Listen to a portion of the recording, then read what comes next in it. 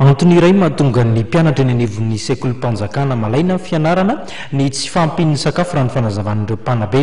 Teo aloha dia nisy ireny antsoina hoe cantine scolaire iroa, saingy noho ny tsy fampin'ny enti-manana dia voaterina tsara izany, toy ny teny anivon'ny EPP Andafy Atsimo roa Rakotonindray sy Mamirasoana Evatrano no mitondra ny akon'izay.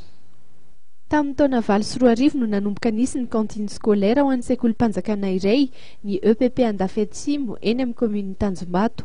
Ny taona 2024 no nahato ity fanomezana sakafo ho an'ny mpianatra ity noho ny tsy fahampian'ny enti-manana an'ireo ray aman-dreny. Mianto tena ny sekoly amin'ny cantine scolaire ary tsy misy fikambanana manampy amin'izany ka izay ihany koa no isan'ny antony nanafoanana azy satria tsy maharaka intsony ray aman-drenin'ny mpianatra. Antony iray indrindra mahatonga ireo mpianatra tsy mavitrika hianatra intsony anefa ny hanoanana. Tao anatin'ny roa taona aloha zao dia nahatsapy izay fa ny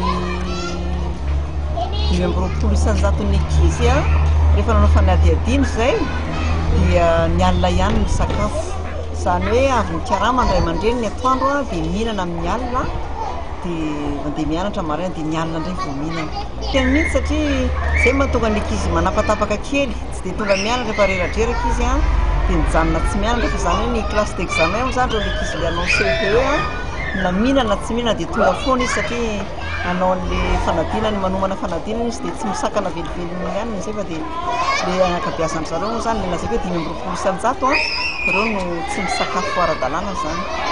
Mpianatra miisa 270 no beazina eny amin'ny EPP Andafy Atsimo ka ny 20 amin'izy ireo dia hiatrika ny fanadinana CEPE avokoa.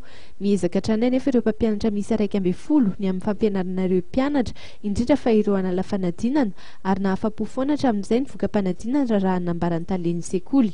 Isan'ireo sekolim-panjakana voalohany amin'ny tahapahafana fanadinana tsara indrindra ny EPP Andafy Atsimo amin'ireo sekolim-panjakana sasany eny amin'ny commune Tanjombato.